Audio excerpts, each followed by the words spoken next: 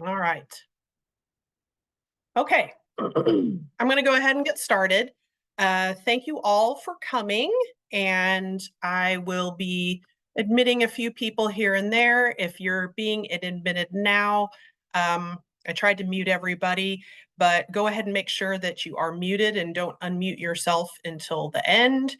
Uh, I'll be happy to answer questions at the end. If you have anything that pops into your head while we're going through this presentation, go ahead and put that question in the chat box so you don't forget about it. And then at the end, I'll answer those questions and any others that you guys might have. I tend to record these and then they'll get posted at the Metro Master Gardener YouTube channel, where if you want to go back and take a look, you can, and there's other stuff there. So if you're new to some of these presentations that I do, these twice a month webinars, there's a whole bunch of stuff there. If you are a master gardener from another county, these count as continuing education. Anything that's extension-based counts as continuing education. So you can go there and get some CE if you are in need of it. We appreciate you coming. I see here that I have some folks from outside of Gwinnett County, and that's great. Please share. I like doing these, and if you have any topics that you would like me to cover, I'm always happy to do some research and look at some other things that are interesting. I'm thinking about maybe doing a blueberries presentation so we can talk about the different types of blueberry bushes. But if you have anything else that is interesting, please drop that in the chat box and I will see if I can get that going. I do want to give a shout out to Master Gardener Shirley Bohm, who I believe is on here, and she helped me with this. She helps me with a lot of these. There was a lot of research that went into this particular presentation. Everything isn't as easy to find as you would hope. This particular presentation kind of dives into a lot of different vegetables that can both, and fruits that can both be grown here in Gwinnett County or in the metro area, in zones 7 and 8. And also some that you might find if you are in different stores around the area. So we will go ahead and get started. All right, so the reason I kind of wanted to do this one is because Gwinnett is one of those kind of rare counties that is extraordinarily diverse. We have a lot of different people from all over the world, and for whatever reason, they have chosen to settle here in Gwinnett County. So I like to throw up a couple charts and some statistics to kind of look at. This one is the diversity index, and it says that there's an 80.9% chance that any two random people that you would select off the street belong to a different race or an ethnic group. And I can definitely tell you that is the case after doing a lot of different programs in different parts of the county. There are a lot of folks from all over the place here. So it's definitely interesting. And, you know, we have lots of people that stop in. We've had suggestions for, hey, how do I grow this? Can I eat this? A lot of different stuff. And so in the process of going through and creating this presentation and adding stuff to it, I recognized some of the things that people had brought to certain events and said, hey, try this, or I grow this in my home country. Can I grow this here? And so it was really interesting to kind of find out about all of that. So this will kind of give you an idea. You don't really, dive in too much, but you can see here that in the Metro Atlanta area, we have a lot of people moving to this spot. And that's probably not a surprise to anybody that's lived in Gwinnett or any of the counties surrounding the metro area, because traffic is horrible. It takes forever to get anywhere in here. And that's because we are continuing to get denser and denser in population. You can see here towards the right where we have number of immigrants. Gwinnett County tops the list in Georgia. So that's probably, again, not a surprise if you've lived in Georgia for any amount of time, but it can kind of give you a little bit of an idea of why I thought this would be kind of a good presentation. So how many people live in Gwinnett County? Well, at this point, this was from the census in 2022, we are probably over a million. Oops. So you can see here that the numbers, if you look down towards the bottom, 975,000. That's up 20.7%, almost 21% from the last time. And now here it is 2024.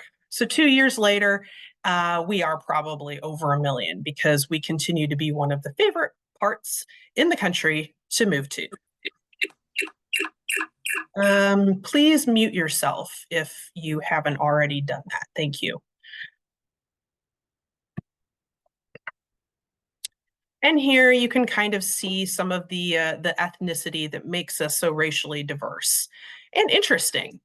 We have a lot of interesting programming that's going on in Extension. We continue to add new people from different, parts of the world, different nationalities, to try to reach out and be able to offer programming to folks in Asian communities, Hispanic communities, and we want to try to embrace them and spread the word of Extension to everyone.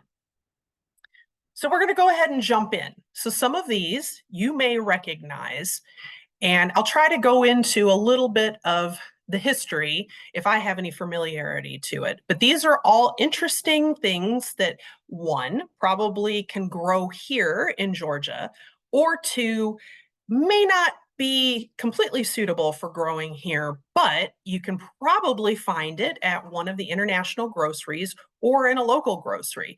We have a lot of regional areas where folks of particular nationalities have settled.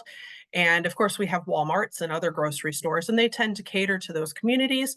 So you might be able to find some of these new and interesting fruits and vegetables at these particular markets. And this might be just the little push that you need to kind of just try some of this stuff. Some of them you've probably seen, like here, we have the Loofa gourd, and that is something that a lot of us will grow. And that's fine. And you'll probably notice a few other things. And then there's going to be some stuff that's really obscure that you might feel like you have to go out. You're like, I'm going to go out on a limb here. This might be interesting, but I have seen that offered. Well, now I know what it is. And now you might feel more comfortable about trying some of the recipes. So I don't have any actual recipes linked here, but if you see something that does look interesting, I've got some clip art that I've got in here of different dishes of these particular fruits or vegetables, and also some products that you might see used or available in some of these international grocery stores. So it'll be more familiar to you, and hopefully you might want to try some. So I have here a world map, and you can see in the world map, the blue is going to be the country of origin. So that's where whatever this fruit or vegetable that we're looking at started or was originally discovered. And then the current distribution or areas where it's grown now. And again, it's really hard. You could probably assume that some of these are actually grown in a little wider area. So some may already be grown in the US, but for most of these, unless it's very widely distributed across the US, I'm just going to focus kind of on the Southeast, which is what you see here, because that's where we are. And right now, that's of most importance. So the Loofa gourd, which a lot of us grow, I have some here growing in my garden. And I know that a lot of the master gardeners take the seeds and share those. And I've seen these at craft markets. If you look down at the bottom, you'll see the soap there. It basically is like a sponge. You can use it as kind of a, put the soap in there and you can use it in the shower, and it's a good way to kind of exfoliate. It's also known as, and if it has aliases, you can see those there. So they may be known by multiple different types of names. So you have the scientific name there, and then you also will have the other ones, the aliases of that particular vegetable or fruit. So it's also known as a rag gourd or a sponge gourd or a vegetable sponge. And it can be used, so it's not just a scrubby sponge, but it can be used in stir fries and soups, stews, and for dumplings. So before it becomes dry, like you see up at the top, when it's still growing and it's still green, you can use it for cooking. So maybe if you're growing it in your garden right now, that might be something that you would want to try. There are lots of recipes out there. You can try Pinterest, that's a good place, but basically all it requires is just type in Loofa gourd recipes and you'll get some recipes that pop up, and I encourage you to try those. So they grow on vines. You can use chain link fences or all sorts of stuff, anything that's going to support those. And you can see what some of the fruit look like there, the gourds as they're hanging down. Those grow very well here in 7B and 8A. So again, you probably know somebody who has seeds, and I'm sure they're more than happy to share those with you. So the mature ones can be dried and skinned, and then after a bit, you can remove the skin, and the seeds will just dry up and kind of pop out. So you can shake it around and you can hear them rattling around in there. And then you can just harvest the seeds and you can start over again. So if you know somebody who has them, then I encourage you, hey, see if they'll give you some of the seeds and you can grow some, and you can try some of this. Supposedly, these originated in India, and they are still found pretty much throughout in China, in parts of Southeast Asia, and over here in the US, where they've kind of gotten a foothold in the craft industry as a loofah sponge. All right, bitter melon. So this originated in Africa. And if there's some interesting, trivia that's associated with these, I would encourage you, think about if you have a nationality that's here and has, been here maybe in this particular area of the Southeast for a period of time, the Caribbean, that kind of thing. Sometimes folks will bring their fruits or their vegetables with them from their home country.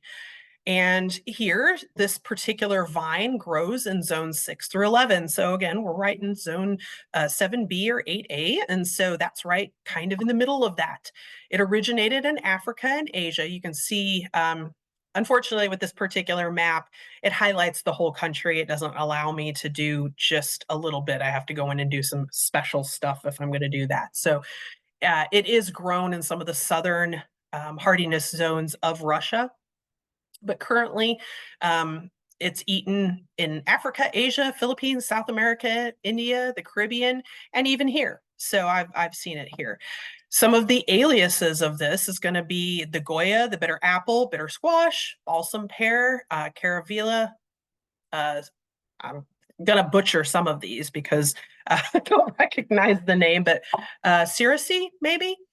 And you can either eat it raw or cooked, and it's going to be kind of a crunchy green. When it starts to turn yellow, its flesh is going to be a little bit watery, kind of like a cucumber, but it'll have a little slightly bitter taste. You can also see that it's available as some type of an herbal or medicinal use, and it originated in Africa. So I've got a soup up there that you can see. They took the bitter melon, they scraped out the insides, and it's stuffed with sausage, and then it's in a looks like a broth type of soup with maybe some green onion. And then down at the bottom, I have another one where it looks like it's sauteed. That one's with egg. That's one of the traditional dishes that you would find over in Africa. Whereas the soup up at the top is one where you would see it used over in Southeast Asia. So different countries are going to obviously have different recipes, different spices and things like that. But this kind of gives you an idea that you can search for different recipes based on country of origin. So it's going to be used a bunch of different ways. The Merleton or the chayote, I hope I said that right. This is a like a fruit, kind of a vegetable pear. It has, some of these will have a lot of different names. Some of them won't have any aliases. Also known as the choco, chocho, the vegetable pear, pear squash, sidra, teota, custard marrow, chow chow, alligator pear. Lots of different names for this. And it could be used raw, it can be in soup, stir fries, mashed, baked. The roots are used, stems and seeds that are edible, as well as the fruit. And this is going to be a fairly large vine. So you can see in that picture up there that you've got hanging fruits and you've got, looks like bamboo to hold up a big vining system. It's going to have originated in South America, Central America, Mexico, Guatemala. So you can see there the blue country of origin, that's going to be Mexico and into Central America. And then, of course, South America, into Australia and parts of Southeast Asia. So you also have some medicinal uses for it. You can get a supplement you see down there, and then there's a stew there where they're using this particular fruit. Looks a little bit like an avocado on that cut one up there, but it's not. All right, asparagus beans. I have seen these at our annual crop take-in over at the Gwinnett County Fair. So you can see there that Burpee actually sells these seeds, the asparagus bean, also known as the yard-long bean. You may hear it called that. The long-potted cowpea, Asian long bean, pea bean, snake bean. I've heard them called snake beans or snake, not snake gourd, but snake bean, and Chinese long bean. So you can see they're used Northern Africa and the Mediterranean area. So there it's called asparagus bean. So pretty much anywhere around the Mediterranean Sea, a lot of like France and along the coast. It's one of those that is probably a tender, it would be like a tender perennial. So we would use it as an annual here. Probably not something that you would grow, you know, over winter. That's going to be like an annual. It's a really long pole bean. So if you want to try some of these, I would imagine, I haven't seen these at Home Depot, but I would think that you probably would be able to get this online. Okay. And so, sorry, I had a text that came through that you would be able to get this online since it's a Burpee product on their website. But again, I have seen these come through when we do the crop judging at the fair every year. So not every year have I seen these, but sometimes we get really interesting crops that come through. We'll get bananas that come through. We'll get these interesting beans sometimes. We'll get weird gourds and hot peppers and things like that from other countries. So we really encourage folks to enter some of their stuff. So if or if you're listening or you have relatives that may grow some of these, really encourage them. Come down to the county fair. The last page will have my contact info if you want some information on the county fair. They'll do crop judging. They have all sorts of different categories. And I'm sure there's probably a class that will fit whatever you have. And they even have an other for stuff that we don't have a class for.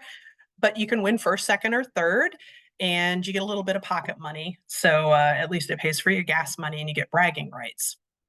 But you're going to need a trellis for these. So basically a really big pole bean.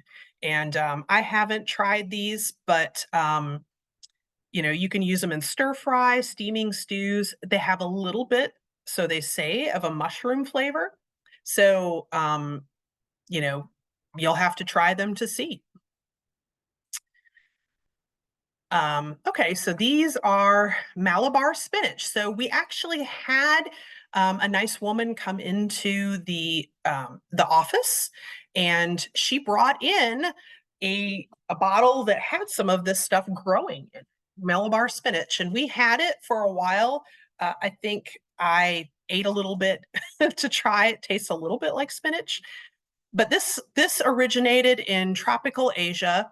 And kind of from Asia to India over in the Southeast Asia. So you can see the origin. It's blue over there. So the whole Southeast Asia area and then current. So really it hasn't made its way into other countries. It's still mostly over in Southeast Asia. But again, because we are so diverse and we do have so many people that are coming from so many different countries, it's, one of those things that they probably brought with them. So we have seen this at the extension office, and it can be used in soups. You can see you've got a soup here with some shrimps. And then, of course, it can be used in salads, curries, that kind of thing. And it's just another green. So you can consider growing this in, it grows here, zone 7 through 10. So it wouldn't be a perennial vine. It would be something that would only grow during the summer, but you can collect seed and you can reseed the next year. But this would be something that would be kind of an alternative to your typical spinach that grows on a vine, so growing up. So if you have limited space and you want to put it in a pot and maybe grow it up on a balcony, this might be a good alternative if you want that spinach flavor. Taro. So taro, and you can't see here, but it is grown in Hawaii also, and the Caribbean. So taro, most everybody's going to recognize that name. You've probably heard it, and you can obviously see based on the plants that that's a relative of elephant ears. But you can use it for all sorts of different things. It's a starchy vegetable that's used, also known as Edo or dasheen. I've heard it called dasheen. And it's a native of India and Southeast Asia, but again, it is grown worldwide now in Asia, Africa, Malaysia, the Caribbean, Hawaii, New Zealand, French Polynesia. I've seen it in quite a few of the islands that I visited, and it's a staple. It grows all over the place. So you can see, again, Southeast Asia, and then its current distribution, which is a lot of Africa, would again be most of Southeast Asia and all across the US and to Hawaii. But you can use the leaves once they're cooked. They do have the calcium oxalate in there, but once they're cooked, they're hot or perfectly fine to eat. And then, of course, the base or the root that's used, like in Hawaii, we hear poi, which I didn't think was that tasty, but some people might like it. You can use it for ice cream. There's all sorts of different uses for it. Next up is the lotus root. So this, of course, most people, if you think of lotus flowers, it's going to be a native to Asia. And you're correct. It's also eaten in China and Japan, in the Middle East, Australia, and New Guinea.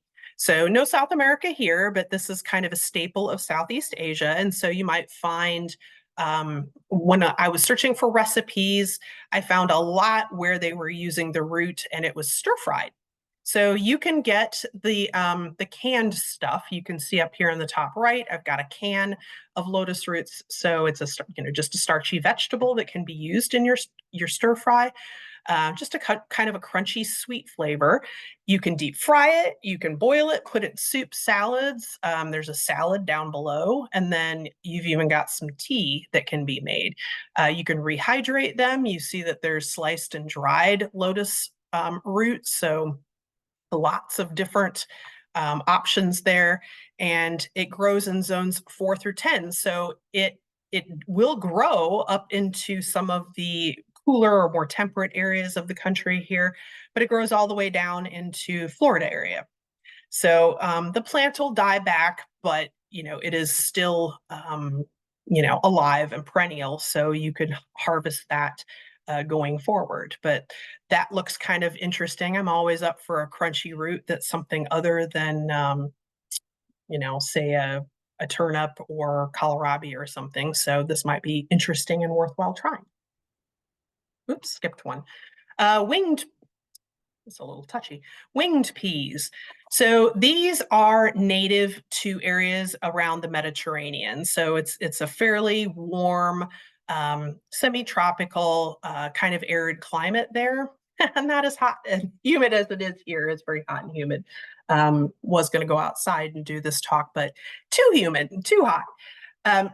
Currently, you'll also find it over in Southeast Asia and down into Australia.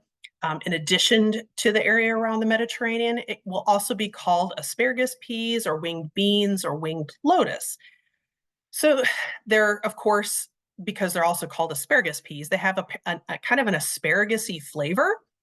So you can chop those pods up, and you can see there's a mixture of them and some ground beef. They can also be roasted. I looked very hard and long for a recipe on how to roast them and make kind of a coffee-like beverage, but I struck out on that. So I apparently Chat GPT isn't so great on delivering all the results, but it might be worth doing a little bit more research on if you're interested in that. It is a perennial and tropical climate, so zone 9 would be like Macon area and on down into Florida. They have a 120-day growing season, so that can be kind of long. If you would like to try them, and you can get seeds, you can get them online. I found a seed packet there. You might want to start them inside. So that way you have that longer growing season. This is something you would probably try starting in January. It's a fairly low spreading plant. You can see the flowers. Looks a little bit like a nasturtium maybe with the pods. And it'll have those pretty red flowers. Apparently it's pretty easy to grow and, worth a try. So, I like asparagus. I think that's kind of yummy. So it might be interesting to try that in your own garden. Mizuna. This is a brassica, so a green. It looks a little bit like a mustard green, kind of in that family, because that's what it is. So this stuff is its origin is in Japan and China, so Middle East. And you can see that in addition to those particular areas, it's also been used in Korea. You'll find it in Australia. It's pretty much made it all over Europe and over into the US. It is also known as konya, Japanese mustard green, spider mustard, and California peppergrass. So it is a very peppery or spicy green. And you can add it to soups and stir fries, hot pots, things like that. And it can also be pickled. So you can see I've got a salad up there. It looks like somebody has taken some pomegranate seeds and put those in there. And then you've got like a miso broth below, maybe some ramen in that soup. And this stuff can be grown in zones 4 through 9. So again, it's very resistant to cold. So you might want to think about, if you're doing a winter garden, that you maybe add this into your winter garden. So when you're growing your other greens, you can grow some of this stuff too. And it will bolt in warm weather. So here in Georgia, in 7 and 8 zone, you will want to do that as a winter vegetable, a winter green. Fenugreek. So the first time I ever heard about this was when I was pregnant with my kids. So fenugreek is something that is passed around as a supplement that you would take if you're a breastfeeding mom, because it's supposed to help you provide more milk for your kids. Now, I didn't need it for that, but that's where I first was introduced to it. But it does have other uses. It can be used as an herb. You can see I've got a box there. You can sprinkle the seeds on, salad or something like that. An herbal supplement, vegetable seasonings, curries, and pickles. So if you're pickling something, you can put that in there. It's originally, you can see in the blue there, that native to southeastern Europe, so Italy, some of the more arid countries along the coastline there in Spain and France, and the Mediterranean region, basically. And then it's expanded into other parts of Europe, Arab countries, and Western Asia, North Africa, and India, so part of South Asia. It's also got some interesting uses for animal forage and as a cover crop. So it's used in agriculture, and then you would till that under. It's a legume, so you would use that to do some nitrogen fixing for your garden, which is good. And as I mentioned there before, support for lactation, and supposedly has some anti-inflammatory properties. So if you're looking for an interesting supplement for that, you can think about that. Supposedly it tastes like maple syrup. Again, I've never tried it, but you can find. I've seen the seeds before in some of the international markets, so it may be interesting to try that. Grows in zones 8 through 11, so technically it should grow here. So it may be something that you will want to look into for your garden. So ivy gourd is next. This is actually kind of a cucumbery little plant. It's going to be native to East Africa and is currently in South America, Sri Lanka, India, Indonesia, Thailand, tropical Africa, Pacific Islands, and Australia.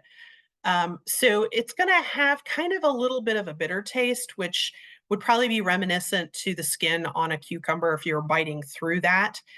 But when you cook it, which you wouldn't necessarily do with a cucumber, it'll lose that bitterness and it becomes kind of savory. The texture would be kind of crisp and crunchy, and it can be good in stir fries and curries. So it's zones 9 through 11 as a perennial, but will grow as an annual. So you can see what it looks like. It's like a weird, funky, reddish orange cucumber. And you can see there's a stir fry down below where you can, I assume that's every time I would look for a recipe, I would come up with mostly just stir fries and it would look similar like this with just variations on it. But you can also see I've got a can up there where you've got some canned ivy gourd and you also use the extract um, where it's supposedly, although I couldn't find a whole lot of research on this, good for blood sugar, regulating blood sugar, and a few other nominal things. So we don't really have to worry about it being invasive here, as it can grow 4 inches a day, which isn't as fast as kudzu, but still faster than most people would want to have it here. But here it would be an annual, so you would grow it as an annual. Amaranth. So some of you may have seen this. I've actually seen it in some health food sections of Kroger, different Krogers, and you'll see it. I think that's what Red Hill. Red Hill makes a lot of alternative types of flours. And so that's what this is. This can be used as a thickening agent. You can also eat the leaves, and you can see there I've even seen it in gardens as a flower. So you may have grown it and not even known that you could eat it. It's going to be a native of Central and South America. So you can see in the blue, Central and South America. Where its origin is, and it is eaten here in North America, Central, South, Caribbean area, Africa, Australia, Russia, India, and South Asia. It's got a big popularity because it's an alternative type of grain, which can be used for flour. So if you're sensitive to gluten and you can't eat that, this would be an option for you. The leaves can be used in stir fry, soups and stews, and then the seeds, of course, can be ground down into a flour. It can, or just eat the grain like quinoa, cooked into like rice or oats and flour. You can see there's like a porridge type breakfast dish there, and you can even make it into bread down below. So it's got a lot of different uses. It's going to grow, 2 to 4 feet tall. It grows perfectly fine here, grows in zones 5 to 9 as an annual, and it will self-seed. So it's also known as Aztec wheat or yin choy, depending on which part of the world you're looking at. So Central America would be Aztec wheat. If you're over in the Southeast Asia area, it would probably be yin choy. But it's an interesting and different grain to try. So next time you are grocery shopping, swing by the health food section where they have the different flours and see if this is available. It might be worth trying. Try making some bread out of it, especially if you're gluten sensitive, and see how it tastes. Konjac. So this is a root, and I've most often seen it done as noodles, and that's what you see there, konjac noodles. But this was a native of Southeast and Eastern Asia. So you can see there the blue, so India, down in Thailand, into Indonesia and all of that. And that's where probably mostly the noodles, but also known as kanayak, devil's tongue, and voodoo lily. It doesn't hold a lot of nutrients in it, and also has that calcium oxalate, which can be toxic if eaten raw, so it has to be processed. But it is apparently a very good thickener, so it makes good for flour noodles and rice and jellies, chewing gums, and other things. So, and trying to see what it says there that it might be good for. Just trying to keep all of these straight, but apparently it must have some type of dietary additive usefulness there. So it's a root vegetable. You can see there, looks a little bit like the bulb or the corm of like a gladiola or something like that. And it'll grow up to 4 to 6 feet tall. So it is perfectly fine for growing here in zone 6A through 11B. So if you want to try something like that, again, a native of East and Southeast Asia. So it's a bulb, and you probably can track that down on Amazon or Etsy. Trying to think of some other places where you might be able to get it. You probably can find it at some of the international markets here. You can certainly find the products. I've seen the noodles before. So looks a little bit like a cellophane noodle, but it might be worth trying if you're looking for noodle alternatives. All right, opo squash or calabash. I've seen these doing a lot of traveling down into the Caribbean. So, these are natives of the southern tip of Africa. Also, now you'll see more in Southeast Asia, China, Korea, India, Philippines, Africa, Caribbean, Cuba, Puerto Rico, North and South America, and the Mediterranean. So all over the place. Also known as the bottle gourd, white flowered gourd, long melon, birdhouse gourd, Tasmania bean, and the New Guinea bean. So I've actually seen these grown around here. But you can use them as more than just a dry gourd. You can use them in stir fries and soups and stews, kind of chop them up, kind of like you would use a zucchini before they get really hard. So you want to use them when they're a little smaller. And the vines will grow perfectly fine here in 8B through 11.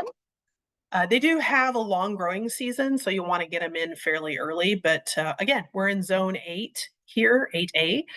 So we're close enough that I think you could probably try growing these. And,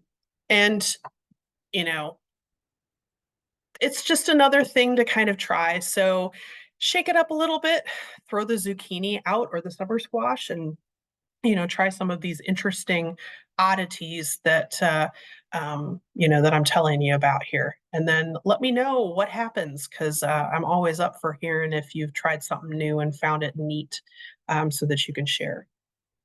Jackfruit. So I've seen jackfruit sold in the Kroger's around here. I've actually purchased it and we tried some here. So again, a lot of the stores in the area, jackfruit's not going to grow here because it's tropical. So it grows in zones 10 to 12. It'll grow in South Georgia and Florida, but it doesn't grow here. But you can buy it here because you have a lot of folks from South America and down into Central Asia and Southeast Asia that eat it, that live in the area. So you can find jackfruit in the stores around here. I tried it. None of us really thought it was that yummy, but we didn't really do too much to process it. So its supposed origin is India, but it's grown Southeast Asia, India, China, Malaysia, Australia, Mexico, and on into the Caribbean and southern parts of the US and South America. Pretty much any place you have a population of folks from that Southeast Asia or South American area, you're probably going to have folks that want to eat it. You can get canned jackfruit.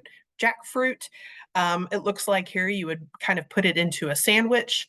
You can use it in a topping for ice cream. Never thought of using it that way. Cook it into patties, like as a vegan alternative, and using it as a different type of vegetable. So I haven't seen it as a can, but I actually have seen it sold in half. Like they take a full jackfruit and cut it in half and sell it that way. And I have seen full-size jackfruit also. They're very large, like they're big. But they're available. So, find some cool recipes online and consider trying them. Interestingly enough, they are related to the fig and the mulberry, which we have around here. Thai ginger. So again, I've seen this available around here, and its origin probably Southeast Asia, of course, and then it's grown in those particular areas: China, India, Malaysia, Indonesia, Eastern Europe, Arabian countries, that kind of thing, and on into the US. So it's very aromatic if you if you really like Asian food, it is an aromatic addition. You can see you've got some stir fry there over some rice, and you have some of the Thai ginger that's been chopped up and put in there. It's going to have a spicy flavor like ginger, but obviously it's not. And it also has some medicinal uses. So you can have some spice sauces and things. I've got Cindy's Kitchen there that's got a Thai ginger stir fry sauce. Um, but you can see what the rhizomes look like, and it would be sold like that. I've seen it in the grocery stores occasionally, and it's sold like that. Prefer a sun part shade when temps are above 90 degrees. So their hardiness zone, it is 9 to 12, but it will grow as an annual in 7 and 8, which is where we are. So you can harvest it and bring it in the winter time and keep it safe. And then you can grow it again because you'll get more rhizomes off of it. And then you would have, your ginger. So you can grow this. You just have to harvest it. You can't leave it in the soil all year round. Otherwise, it'll get frost and it'll rot. Tomatillos. So salsa verde is one of my favorites. I really love that stuff. Little story here. So as a family, we went down to the Yucatan last summer. And here you go to Moe's or something like that. And salsa verde is obviously a very mild green salsa, which is why I like it. And we went down there and we were at a local resort, eco resort, and it was one of the little cafes next to the beach, and so we went in for a snack, and they had a old boat set up with some toppings for tacos and things like that. And I had 5 little chicken tacos, and there was various types of salsa there. And but the signs had been removed, so I put like a little bit on each one, and I brought it back and set it down for my husband. And he likes spicy things, but I thought the red was going to be the spicy, so I gave it to him, and he said, "Well, which is spicy?" And I said, "I don't really know. There weren't any signs." So he starts eating them, and he ate the green one, and it was very spicy. I thought I saw some steam coming out of his ears. So obviously it's the opposite down there, but he said it was very flavorful and very tasty. So the origin of these guys is in Mexico is probably with the Aztecs and the Mayans. You'll notice that through some of this presentation that the Aztecs and the Mayans had a lot to do with some of these vegetables and fruits. But it's currently grown in South America and Central America, the Caribbean, India, Africa, and Australia. Interestingly enough, another little aside is my grandma grew something called ground cherries. So ground cherries are a very, very close relative of the tomatillo, and she used them in salads. Once they're ripe, they kind of turn a yellow color and they get very sweet. And then you can eat them. We always used to love going out there and picking them in her garden when I was a child. So good memories on that. But it's a ground cherry as well. So these are also known as husk tomatoes, Mexican ground cherries, or jamberries.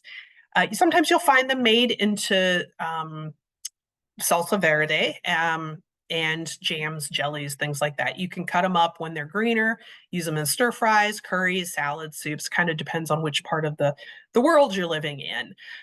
Zones 10 and 11 is where they're going to be a perennial. And again, zones 7 and 8 is where they'll be an annual. So you can plant these here, and they can just be an annual and grow through the year, and then save some as seed if you would like to do that, and plant them again.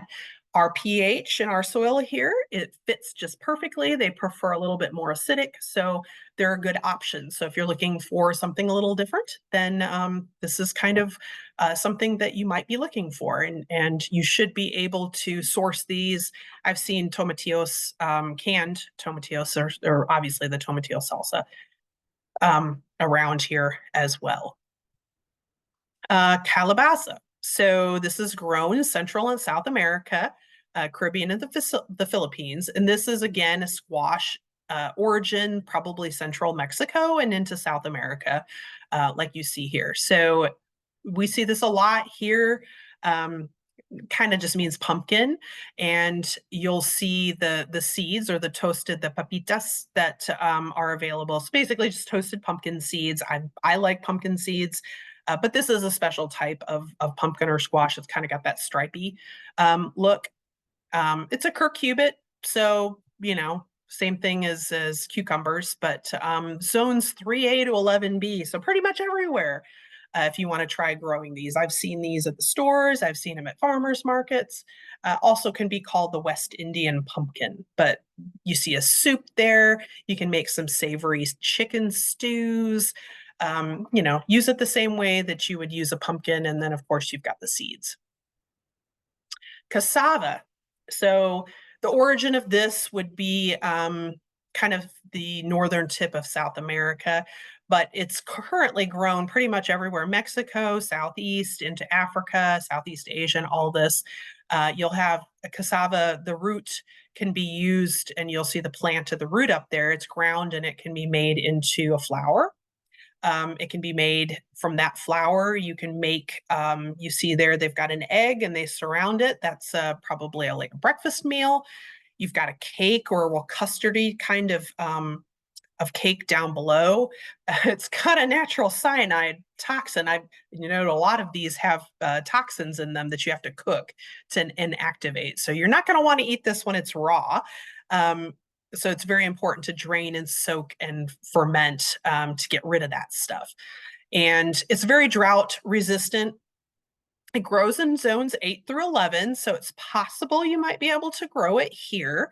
It's worth a try if that's something that you want to think about doing. Also known as manioc, not true yucca. I think I put an extra C in there, maybe autocorrect, but it's YUCA, so it's not a yucca plant, which we see a lot of around here and into the Southwest.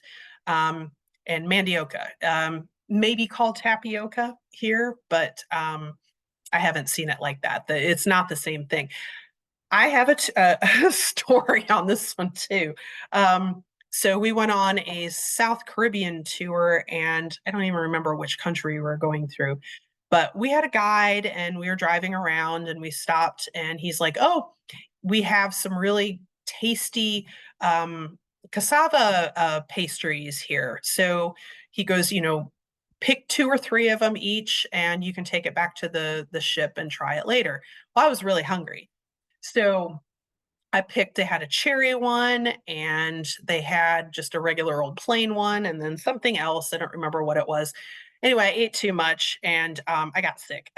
They were kind of tasty, but apparently, I don't know if they didn't soak it long enough, but I was a little ill that night. But it was very good. It was interesting to try something different from a different culture that I typically wouldn't have, but it can be used as a breakfast food. That's what it was being sold as.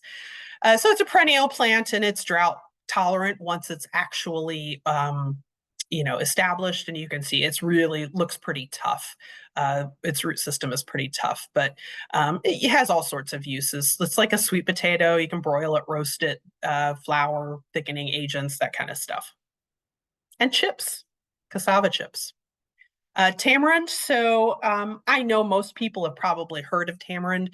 This originated in tropical Africa. Currently grown in subtropical climates and down in South America, Southeast Asia, in the Arabian countries, Australia, and even into parts of North America. Zones 10 to 11 is where it's hardy. So it's not hardy here, but it's in here because you can find the soda. A lot of the grocery stores will carry this tamarind flavored soda. You can also find the sweet bean, the pulp, the stuff there in a package like this. I've seen that around too. So it's worthwhile trying. So if you're in the grocery store and you see a bottle of that, grab some, also known as Indian date or emili. And it's going to be in these kind of weird pods. It's related kind of to the mimosa. You can see that in the leaves there. So it's used, the leaves are used in Indian and Filipino dishes, but can also be used in sauces and curries and things like that.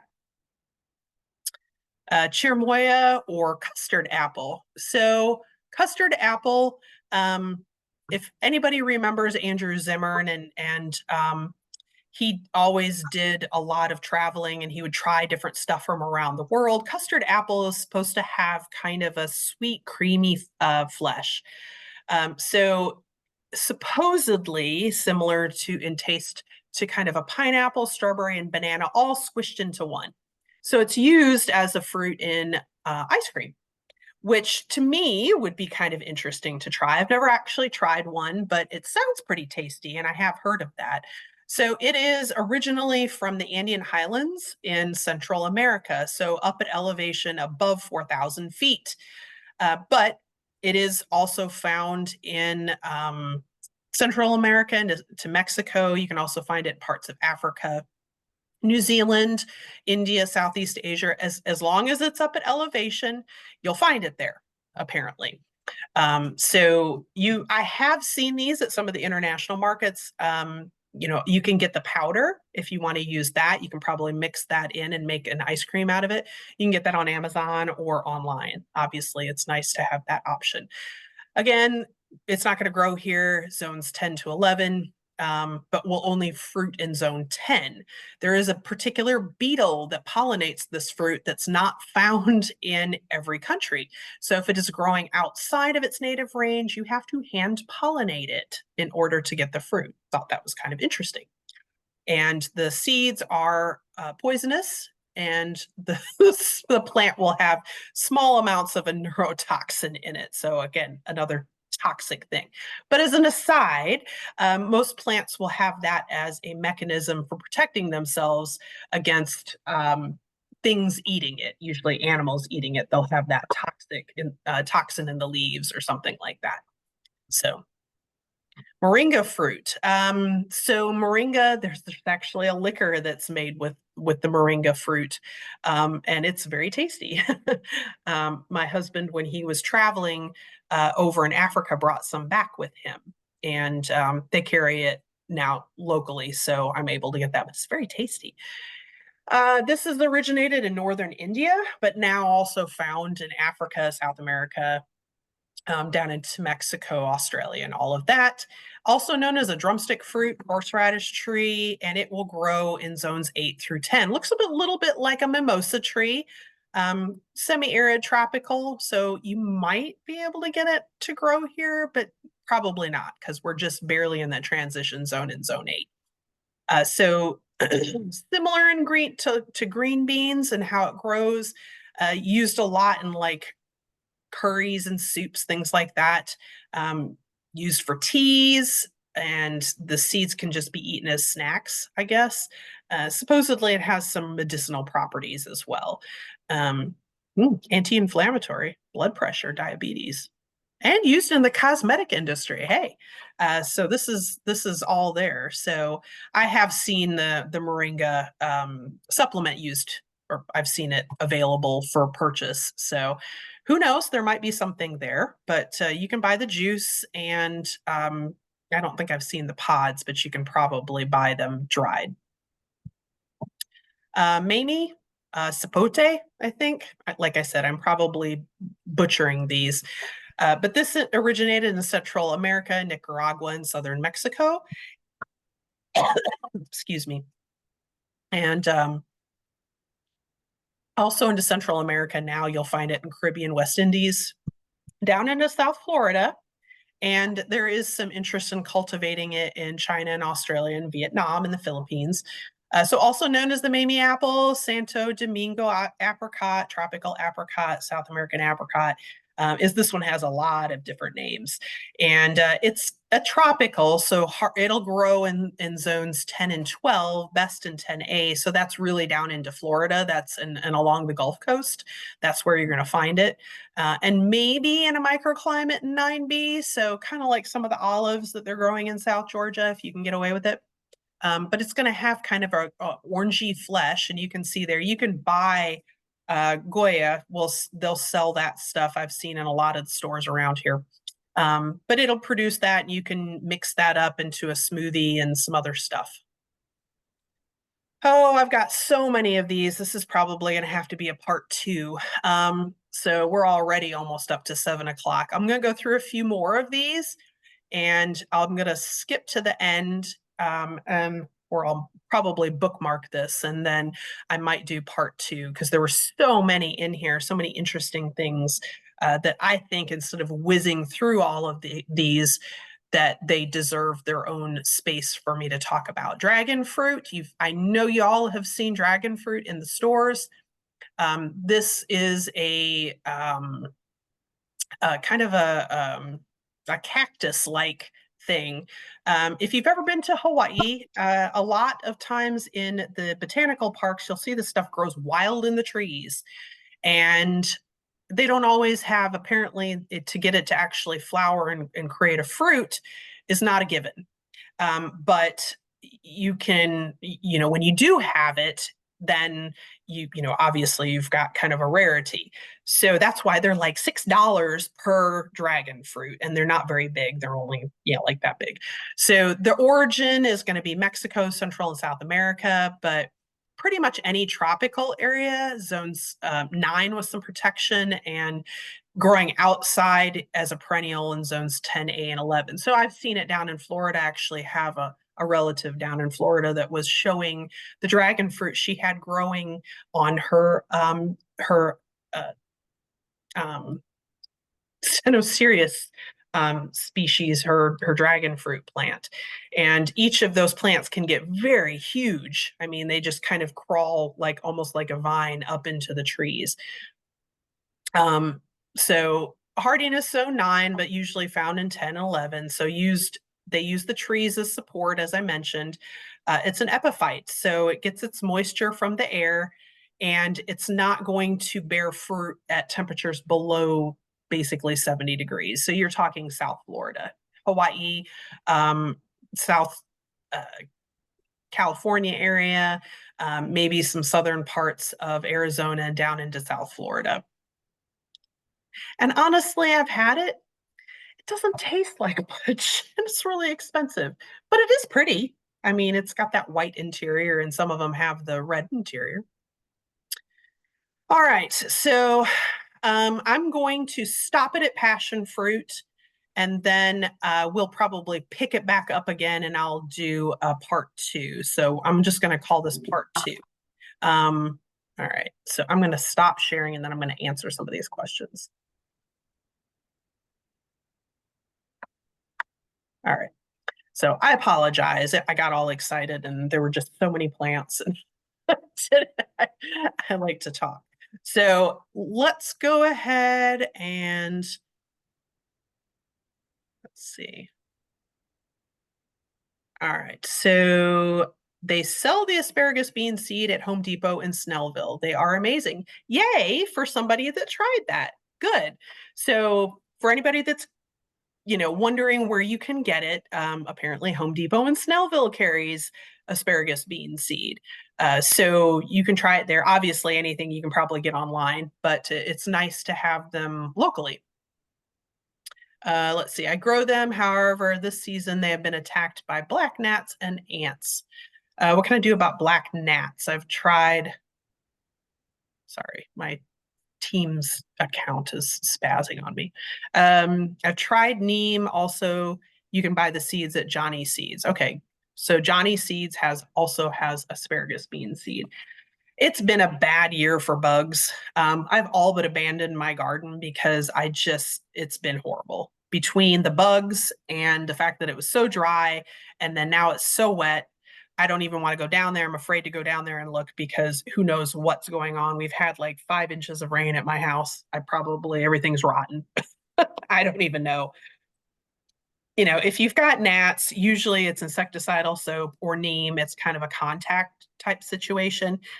Since it's a vegetable, you can't spray anything other than that because then you can't eat it, obviously. You can try Seven Dust, but the black gnats, a lot of them, depending on if there's like a soil gnat, they're going to be breeding in the soil because it's so wet that it's really hard to do anything at this point, unfortunately. Grew Mizuna 2 winters ago, and it grew really well. Good. Yeah, that's it's a green, and it grows in this particular climate and this particular pH. It likes that soil. So it's just a spicy mustard green. Not too much different than what we already have here. So that's good to know. Yay. And amaranth leaves are delicious sauteed. Yes. So if you're growing it anyway as an ornamental, which I've seen plenty of people, I've even grown it as an ornamental, way back when I didn't know that you could use it for other things.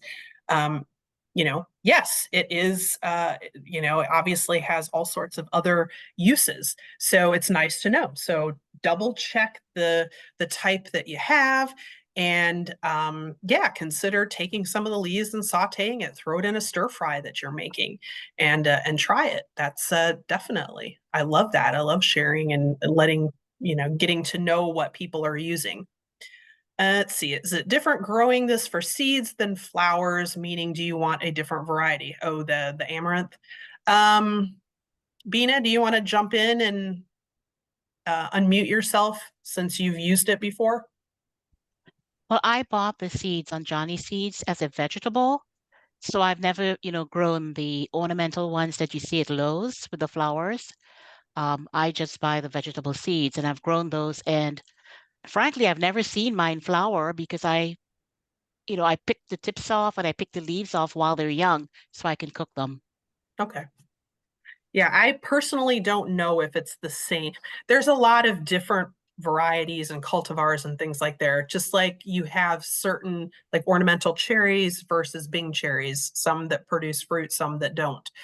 So I would have to look into that and find out if it is an ornamental variety not meant to be consumed or one that is meant to be consumed. So I would say if you want to try it, then definitely look for the variety, like Bina was saying, that you would use to grow to eat versus one that would just be bought at Home Depot that you would use as an ornamental.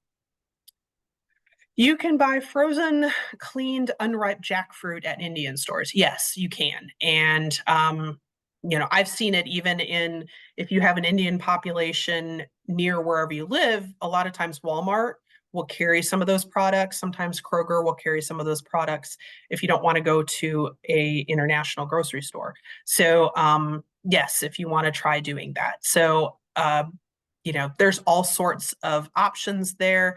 And, if anybody's interested in any of that, we can probably look up some of the local stores where you might be able to get it if you want to try that.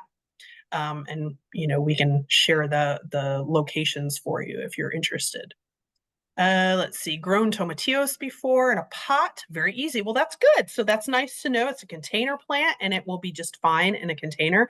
Some of these things are vines and so can get very unwieldy and big. But that's nice that the tomatillos stay kind of compact and in a pot. I love growing stuff in containers. Makes it a lot easier. I don't have to go walk all the way down to my garden way in the back. Yeah, I should say Let's see, it's actually a very large container. a Even very large though, but container. it's still not Okay. very big. Okay. How many fruits did you get off of it? I didn't get any because I learned that you need more than one to pollinate them. Aha. That is But there was something. lots of husks, just no fruit. Okay. Good to know. That's Yep. very good to know. See, we're sharing, so we're learning, and that's a good thing. So you have to have several tomatillo plants in order to. I will have to check because like with some, you have the male and the female flowers. You have a perfect like it's all on the same plant. Some you have to have multiple plants in order to cross pollinate. So it sounds like you have to do that. And let's see, Central America, yeah, YUCA. Like I said, autocorrect threw an extra C in there for me. So um, I didn't catch that when I was, let's see, Tamarindo. Okay. And Central America called Anona, Cherimoya, and Central America is called, yeah. Okay. So obviously I used AI to look up a bunch of alternative names and things. And some of these had so many different names, but it didn't give me all of them. I know there's probably tons more. So um, let's see. When will part 2 be held? I'm not sure. So if it gets publicized, it'll have to be like the next go round, which should be after the first of the year. But what I might do is just send out a notification, and I might hold it. What is now? It's July. I might throw it in at the end of August, so we can get the rest of them. So be watching the extension website. It'll be here. Let me reshare, and I'll put it on the last page. That way.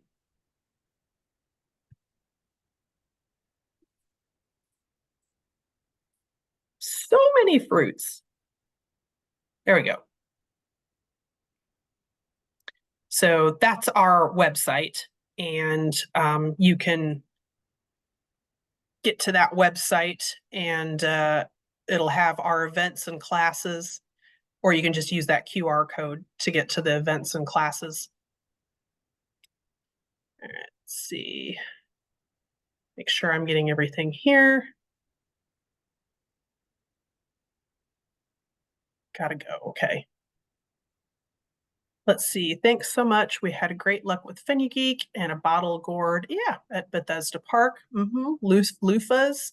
Oh, somebody's asking for loofah seeds. So if you have loofah gourds you're growing right now and you have seed, that would be awesome to share. I know the Master Gardeners, Gwinnett County Master Gardeners Association, there's a lot of seed swaps that happen at their meetings that are, if you're not part of the organization, they meet every third Monday night at Bethesda Senior Center, 6:30 to like 8:30ish. There's a potluck, but they do a lot of seed swaps there. So I've gotten some of the loofah seeds at that particular meeting. So that might be a good place. If you're interested in that, you want more information, you can email me. My email address is up there, and I will connect you guys. Let's see. Okay. So sorry I had so many plants. This was brand new, and I was looking at it going, there's so many plants. I don't know if I'll be able to get through all of it. And unfortunately, I was not able to get through all of it. But I will definitely make a part 2. I'll just divide this and do a part 1 or 2, and be thinking towards the end of August. I'll probably do it either be a Tuesday night or a Thursday night. And I'll go through the remaining part of this presentation, which will be at least as many different vegetables. And I'll see about maybe if I can get some, put some more information in about different recipes and things like that. But again, if you needed any other information, my email address is here. And if you want to follow that class for the part 2 for this, we'll have that posted up on our events and classes website, which you can get to from this particular QR code or the email address down there. And just be watching for the next date. And thank you all for attending. I appreciate you coming, and hopefully you learned a little something, and maybe you'll venture out and try some different stuff. And I'm going to go ahead and sign off. But you hear what he said? What's that? He called Kamala Harris a childless cat lady because she doesn't have children. That's just sexist, you know? That's gonna.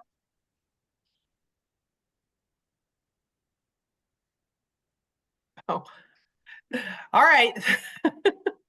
Thank you. And thanks for coming. And we'll have part 2 probably next month. So thank you.